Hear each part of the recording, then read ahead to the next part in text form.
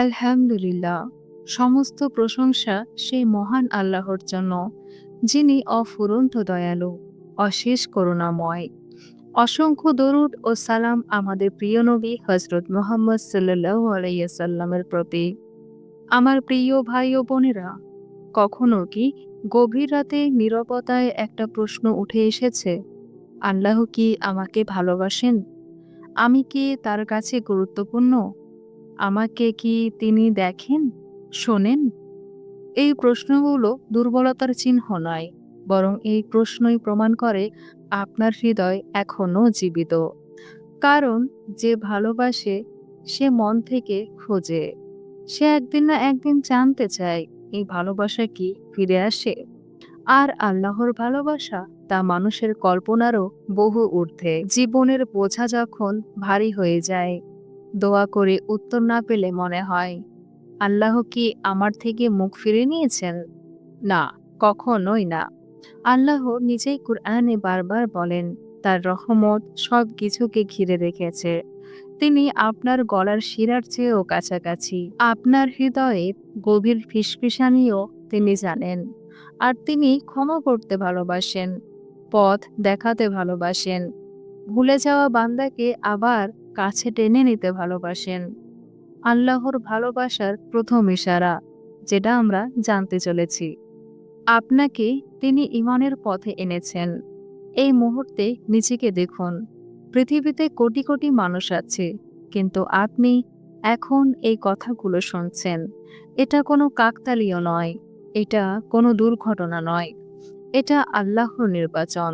তিনি চেয়েছেন আপনি তাকে স্মরণ করুন। আপনার হৃদয় নরম হোক, আপনার চোখ খুলে যাক। নবী সাল্লাল্লাহু আলাইহি সাল্লাম বলেছেন, আল্লাহ যাকে ভালোবাসেন তাকে দ্বীনের বুঝ দান করেন। তাই যদি আপনি জানতে চান, খুঁজতে চান, ফিরে আসতে চান, এ চাওয়াটাই আল্লাহর ভালোবাসার বড় প্রমাণ। এবার আমরা জানতে চলেছি আল্লাহর ভালোবাসার দ্বিতীয় ইশারা। কখনো তিনি আপনাকে পাপ থেকে বাঁচাতে চান। হয়তো একদিন কোথাও যাওয়ার কথা ছিল, হঠাৎ পরিকল্পনা বদলে গেল। হয়তো কোনো হারাম জিনিসের প্রতি আকর্ষণ হয়েছিল, কিন্তু দরজা বন্ধ হয়ে গেল।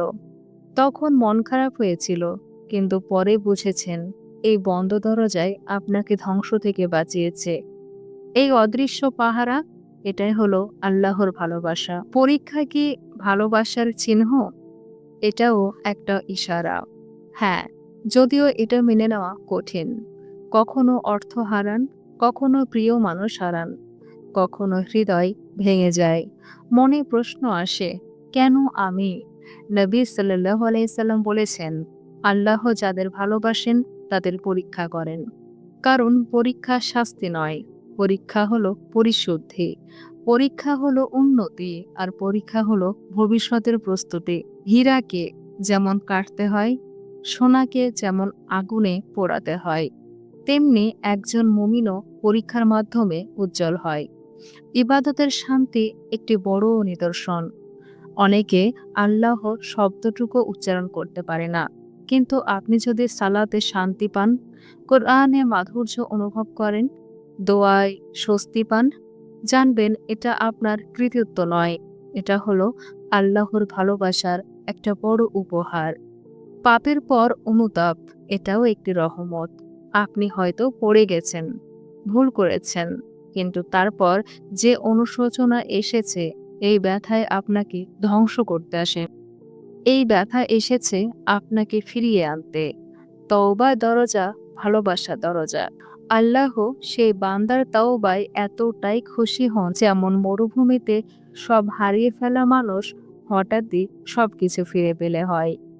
ভালো মানুষ আল্লাহর পাঠানোর একটা বড় উপহার। আপনার জীবনে যারা নামাজের কথা মনে করিয়ে দেয়, যারা কোরআন শেখায়, যারা আপনার জন্য দোয়া করে, তারা সবাই আল্লাহর পাঠানো দড়ি, যেগুলো আপনাকে তার দিকে টানে। হতাশ হবেন না। আপনি যদি এখনো নিঃশ্বাস নিচ্ছেন, তার মানে আল্লাহ এখনো হাল ছাড়েননি। তিনি কুরআনে বলেন, হে আমার বান্দারা, যারা নিজেদের উপর জুলুম করেছ, আল্লাহর রহমত থেকে নিরাশ হইও না। এর চেয়ে বড় ভালোবাসার ঘোষণা আর কি হতে পারে? হঠাৎ যদি মন কেঁদে ওঠে, এটাও একটা আল্লাহর তরফ থেকে বড় উপহার। হয়তো এই কথাগুলো শুনতে, শুনতে আপনার চোখ ভিজে গেছে। হয়তো আপনি ভাবছিলেন, আল্লাহ কি আমাকে ভালোবাসেন? শুনে রাখুন, আপনি যদি খুঁজে থাকেন, ফিরতে চান, ভাঙা হৃদয় নিয়েও ডাকেন, তাহলে আল্লাহ আপনার কল্পনার চেয়েও কাছে। শেষে একটি অনুরোধ করব, একটা মুহূর্ত থেমে যান। হৃদয়ের ভেতরে বলুন, ইয়া আল্লাহ, আমি তোমার ভালোবাসা চাই। এই কথাটা লিখে রাখুন নিজের জন্য দোয়া হিসেবে। আর এই বার্তাটি কাউকে পাঠিয়ে দিন। হয়তো আল্লাহ আপনাকে মাধ্যম বানাবেন আরেকটি হৃদয় জাগিয়ে তোলার।